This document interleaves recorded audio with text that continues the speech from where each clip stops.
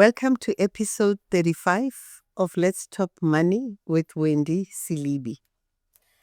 In the last episode, I interviewed Miriam, who shared with us around how she and her husband set their goals. And it was so exciting just to sit with someone who is young, who is married, who is doing things from a different perspective with her husband. And I'm sure you found the episode empowering. And I'm hoping that if you're a young couple, or you're probably thinking of getting married, or you are married and you are not working together as a team, that you'll take some nuggets from Miriam's episode and implement them. Well, today we're taking it up one notch. We are speaking to a counseling psychologist. Her name is Busi Mhlungu. Welcome, Busi. Thank you so much for having me, Mama Wendy. Yeah, so maybe just briefly introduce yourself and tell us what's the difference between a counseling psychologist and a clinical psychologist, or educate a little, and why are you doing your intro? So my name is Busi Mhlungu. As Mama Wendy said, I'm a counseling psychologist. So the difference between a counseling psychologist and a clinical psychologist is that with a counseling psychologist, you deal with mainly day-to-day issues and challenges. We don't deal with severe psychosis. So in our case, we deal with someone who has stabilized, who's taking medication, and who is accountable to some form of a psychiatrist.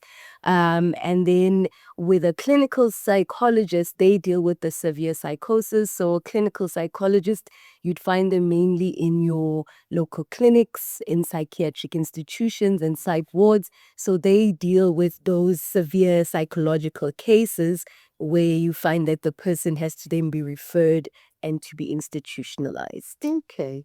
And maybe while we are at it, where is your practice? So that if there's anyone who's watching and they really want to see a counseling psychologist, they know where to go. Okay, so my practice is at Vilagazi Healthcare in the famous Vilagazi Street in Orlando, West Soweto. So anyone who'd love to come for the therapy services, that's where you will find me. I'm based there every week. And it's a wonderful multicultural atmosphere where we educate and teach people in disadvantaged backgrounds about the value of psychology, but more than anything, taking care of your mental health. Yeah. Okay. I didn't know, that your offices are there, Vilagazi Street. I mean, I'm forever there.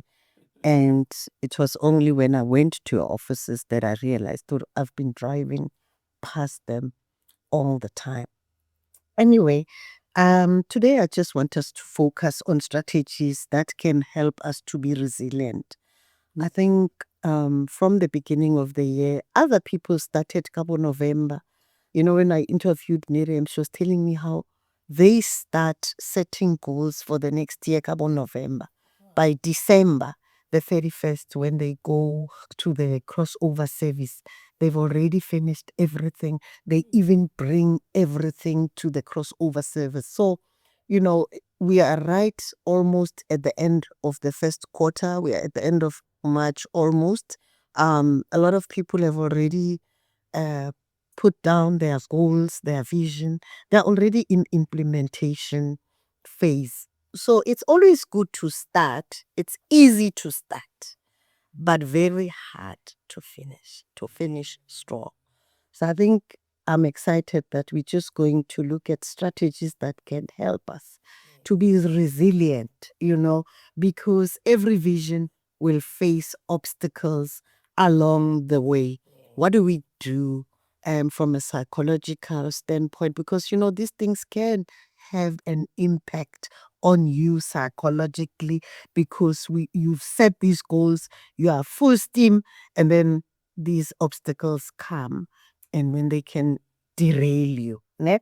So let's start maybe with you just giving your view.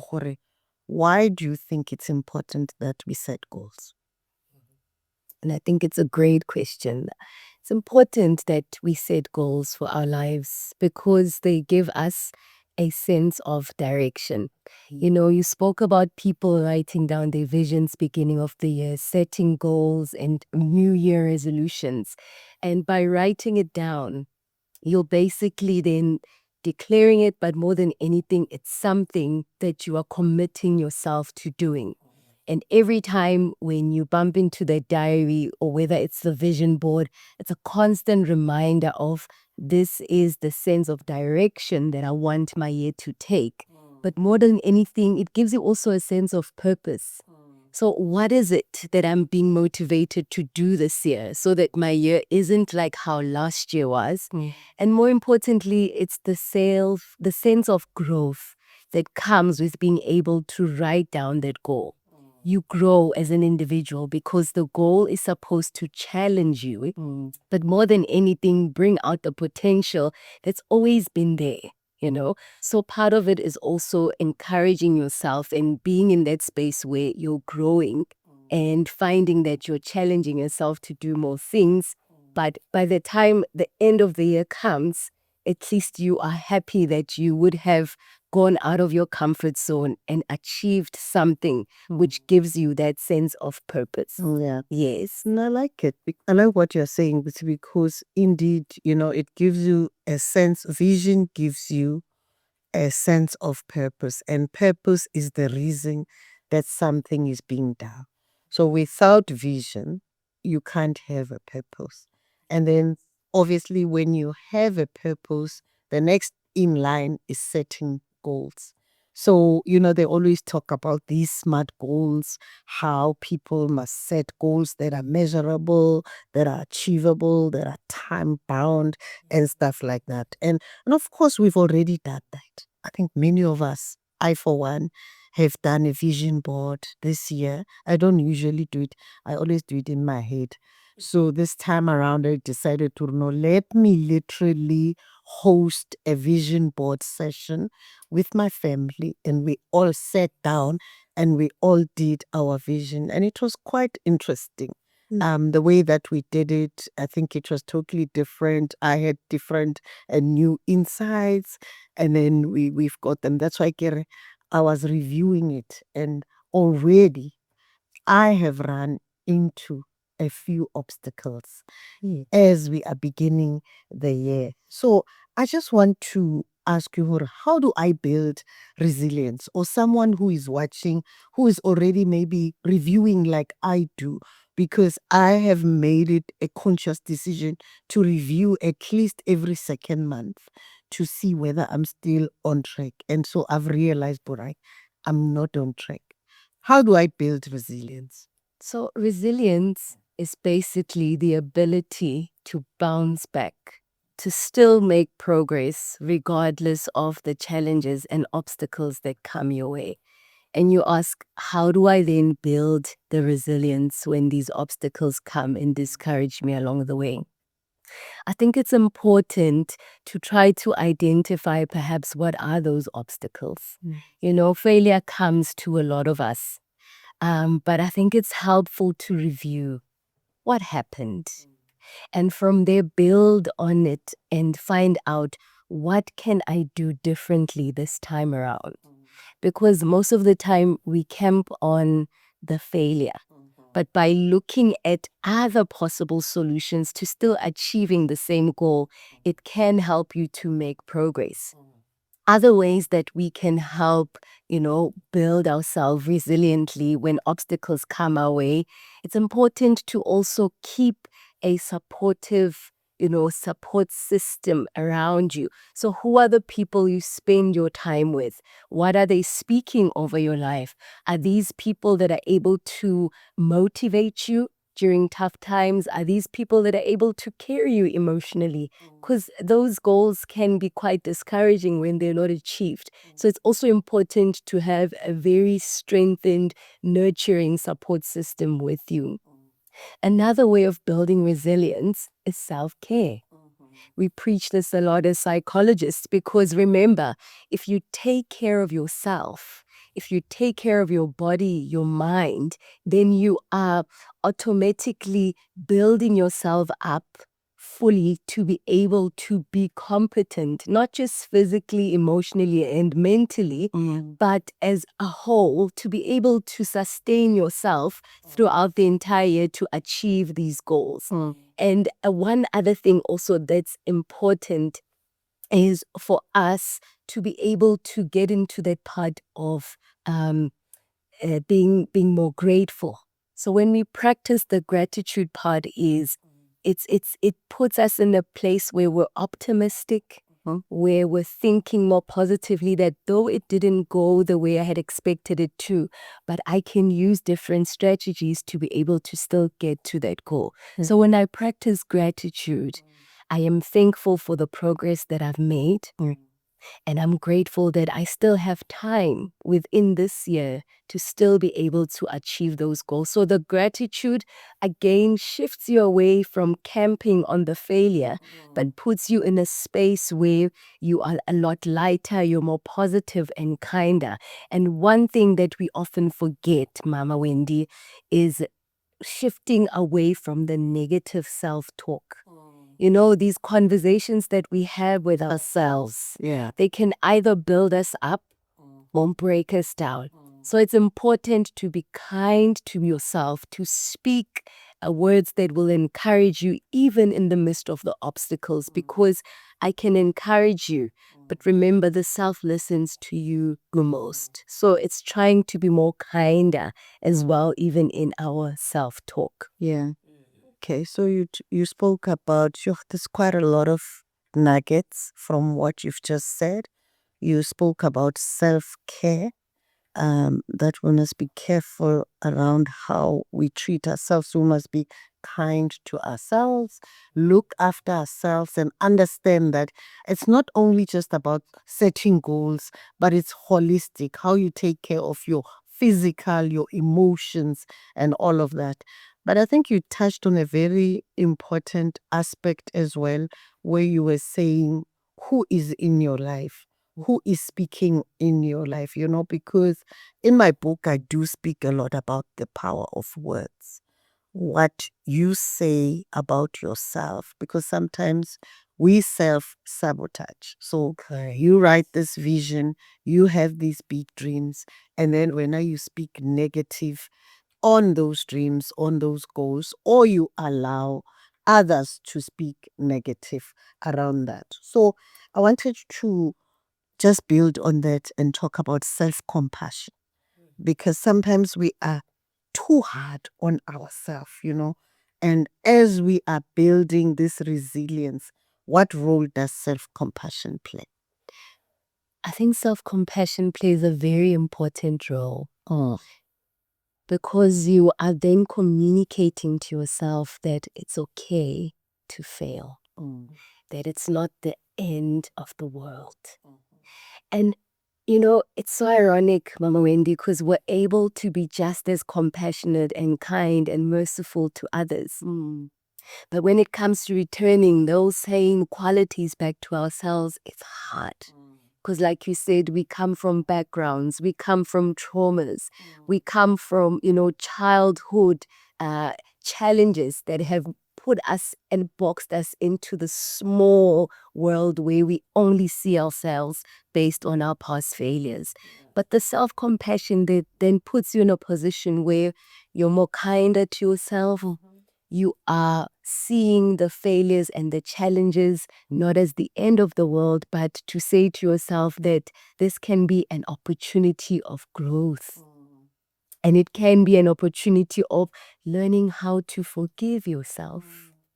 Because we label ourselves due to our past failures. But the more you forgive yourself, it's also giving you countless chances to say, we can try again. Yeah.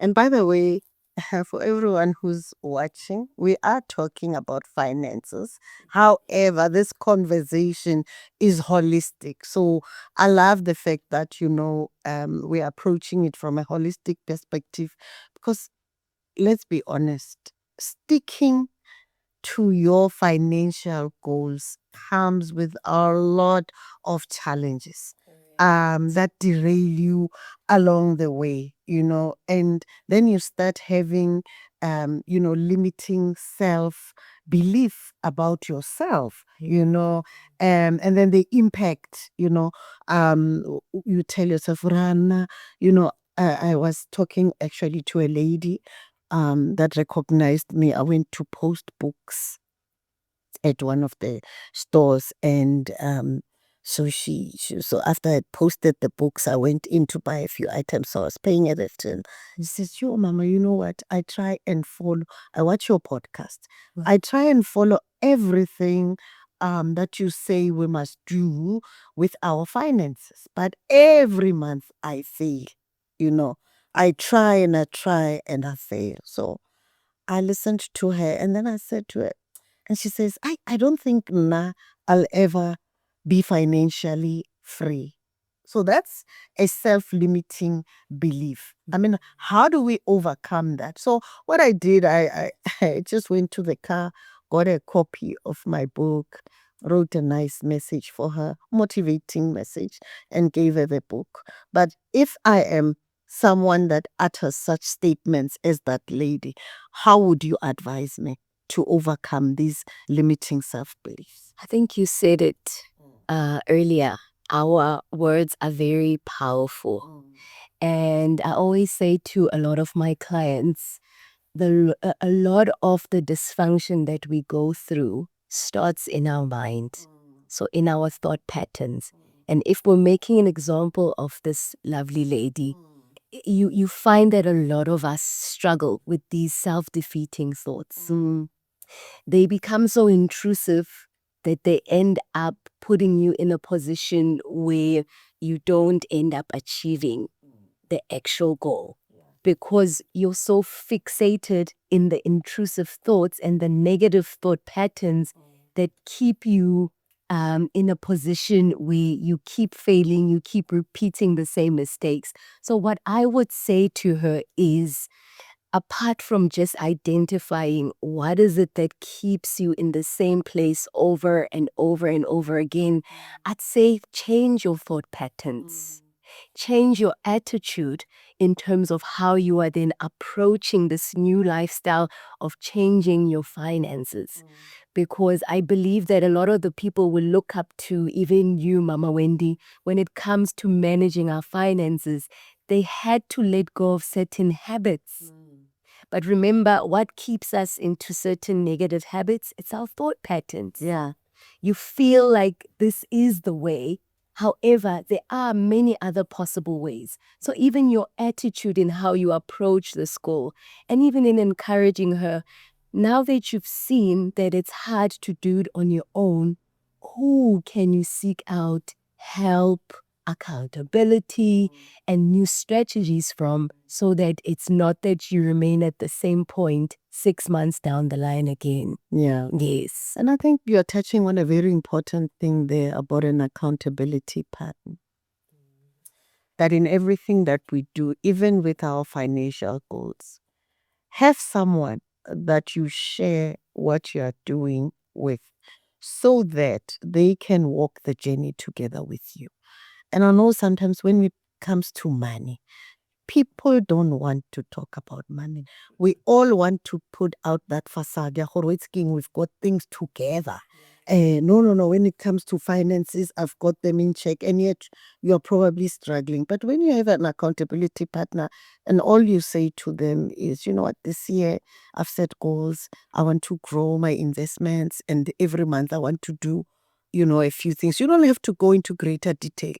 That person is able to walk the journey with you and remind you how bona uyakodi sailing, like when there's a shoe sale, and I'm like telling them, or hey, kako sailing, and they would ask me, did you budget for it? Is it part of the plan that you have for yourself? So an accountability partner is very powerful in that, they're there to keep you in check. And also when you achieve, they are there to cheer you on and to encourage you. Now, sometimes with finances, it's very difficult. There's so many things that impact you. Some are external forces, things that you have no control of, and some you have control but you let go. And these can trigger when you're not achieving your financial goals, they can trigger anxiety, stress, depression. How do we then deal with that? How do we prevent ourselves getting to a point where we are missing our financial goals and then it leads us to being anxious, depressed, and such? I think it's important for us to understand that nothing remains the same forever. We live in a world that's ever changing. We live in a world that is filled with so much turmoil, so much pain, so many uncertainties. And that is the reality of where we are right now. And so when teaching a person to learn to be flexible, to learn to be adaptable, to learn to accept change when it comes, it will help us to be less stressed, to panic less, because we would have put measures in place before to help prepare us for those uncertainties. And even if you feel like you prepared, but still the uncertainties came, it is that ability to still be resilient. So in other words, adapt, be flexible. If this way used to work 5, 10 years ago, 20, 25 years later, it might not work. So instead of adding on top of the stress that you already have by applying the same thing over and over again and expecting different results, change. Do the research. Have the people speak to your life. Have people that you ask and are accountable to. Go to your financial advisor, do the research so that you are able to withstand all these different things that we see happening in our economy, where we constantly then have to either beef up our investments or even our savings. But that is part of it, to say that adapt and change and learn to let go of certain things. And I love how your book also talks about the different personalities that come in how we manage our money. So I think it's also important that we also do the internal work and not say this is how I grew up or this is how I was taught at home. But is there a different way to then be able to manage your finances? Confront your personality style when it comes to managing your finances so that you can be someone who is able to manage the money well and have a healthy relationship with money. Wow, I like that. Well, Busi's quoting from my book. I wish someone had told me. I even forgot the title of my own book. I wish someone had told me, which is packed with wisdom nuggets around how to manage your finances. And truly, one of the things that impacts us in such a way that we are unable to achieve our financial goals. We have all the good intentions, as I've said, but our money personality can become a hindrance, especially if we are not aware of what our personality is, what the strong points are, what the weaknesses are, and then start putting things in place. Which brings me to, it means that one needs to practice mindfulness and really be visualize what they want to achieve. So what role does mindfulness play in us achieving our goals? So just as the word says mindful, when someone is mindful of you, they are conscious of you, they are aware of you. It is being present in the moment. So when we talk about mindfulness, we are then talking about us being conscious of our thoughts. It's us being conscious of our feelings. It's also us being conscious of the surroundings of our environment and how they influence us. And when we talk about then the visualization, it's you then picturing you being at the end of your goal. In other words, having achieved the goal. So it's important that we then practice the mindfulness because you are now tackling the triggers. You are tackling those behaviors that always hold you back, whether it is the self-defeating thoughts, whether it is your past traumas and past fears around money and saving, or around having too much or too little. You're confronting all of that. Or even, how does it make me feel whenever I fail and don't achieve that goal, or whether I've saved under what I had initially pictured to save. And remember, things happen. Yeah. Emergencies happen. So maybe they might infringe upon you being able to save that amount you had committed yourself to doing. But part of you saving that is still something they're not saving at all. Yeah. So mindfulness then says, I need to pay attention to my emotions, to my feelings, to my environment, and those triggers that somehow then stand in the way of me fully visualizing and seeing myself achieving that goal. Yeah. And by virtue of me being mindful, I then start changing my thinking. I start changing my reasoning. I start changing how I see myself being able to achieve this goal. And somehow being in that mindfulness state and being more positive and being in a state where I am reciting perhaps statements or mantras, that help build up myself. I begin to not only see myself through the visualization of achieving the goal, but I think it. Yeah. And the more you think it, it impacts on your emotions. It changes how you feel about achieving the goal. And at the end, it's seen through your actions and your behavior. So the more you keep doing it, the more you keep saying these vows and these positive statements, the more you keep visualizing yourself achieving the goal. It all encapsulates everything and you get to achieving it at the end of the day. Sure. So those are we need to know our triggers. And then we also at the same time need to do those affirmation statements, that really, those positive affirmations about our vision, about our goals, about ourselves, about where we want to be. So even when things are not going right, you speak positive, you speak what you want to see. You wake up in the morning, you say, today I'm achieving my financial goals. Today I'm going to stick to my budgeting plan for today. So you are really waking up in the morning, you're already being positive, you're already reframing everything. For today, I'm not going to overspend. You kind of like speak the things that you want to say, because I care about words are powerful. When you speak them, then they become. So very important that we do that. But I think I wanted to talk about triggers a little, to say, it's so critical for us to know what our triggers are. The other day, or towards last year, November or so,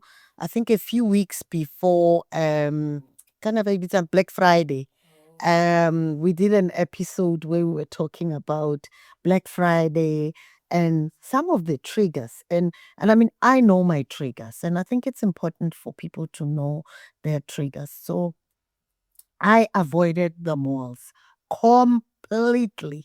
On Black Friday, I do not go. That Black Friday, Akirki Friday, Saturday, Sunday, Monday, and the next week, I do not go anywhere near to malls, especially malls that have got stores that sell shoes, because I have my weakness. Shoes are my trigger. So I've identified what are those things that are truly my downfall. And when it's times like Black Friday, and I had not really planned, to go and buy those items, then I avoid. And actually, what I've done, I've learned the mall. I go to one or two malls and I know where which store is at. So if I'm going to buy food, go Woolies or whatever, I know which entrance it is, because I'm avoiding these things that trigger me, that can find me being out of budget, overspending, messing up my goals, messing up everything, because you can be doing so well, then just one shopping spree then sets you off course. So I normally just make sure kikenaka entrance, eki naling that store, purchase whatever, go out quickly before I get into trouble. So I just want to encourage those that are watching as well. or you know what, check what are your triggers, what are those things that really make you to go off course. If you know or you can't resist sales, then don't be anywhere near where they are having the sale. Well, at Busi, we've kind of like come to the end of our conversation, but I just wanted to ask you, is there anything else that you'd like to just bring to the fore, especially around, resilience, mindfulness, gratitude, all the wonderful things that you shared with us? If there's something that we've not touched on that can help us, to be resilient, that can help us to go for our goals, ke match hona yaanong, even if uno santsane o teka where your goals are concerned, what is it that we can do to refuel? Or aba fetsa fela o sheba this episode, they go for it. I think it is, again, going back to the self-compassion. It's important that we are mindful of that. We remember to be kind to ourselves, to stop comparing ourselves to other people. Oh, that I love it how people say, stay in your lane. yes. So sometimes we see someone's chapter 10 and then we try to compare ourselves to our chapter 1 to know that there are basics of finances and then being able to grow yourself at your own pace. And the self-compassion comes where it is being mindful of that, to be kind to yourself, to be patient with yourself, because no one builds wealth in a day. It's a process of practicing certain affirmations, practicing certain habits that will get you at the end of the day to the end goal. So that's just what I want to stress to the viewers out there. Well, you've heard it from Busi. You've heard it from the professional. Be kind to yourself. If you make a mistake, if you fall off, the way, if you meet obstacles, self-compassion is very important. And so, Busi, I'd like to thank you really for just sharing with us these wisdom nuggets. I think a lot of people pay a lot of money for a session with you, and those that are watching this episode are just going to get a free counseling session. And if you want to continue getting such, there's more coming. I think it's time for you, if you're watching and you haven't subscribed, to click on that subscribe button so that you don't miss out on any of the upcoming episodes. You don't know who I'm going to be bringing on the next episode. Until then, thank you so much for watching.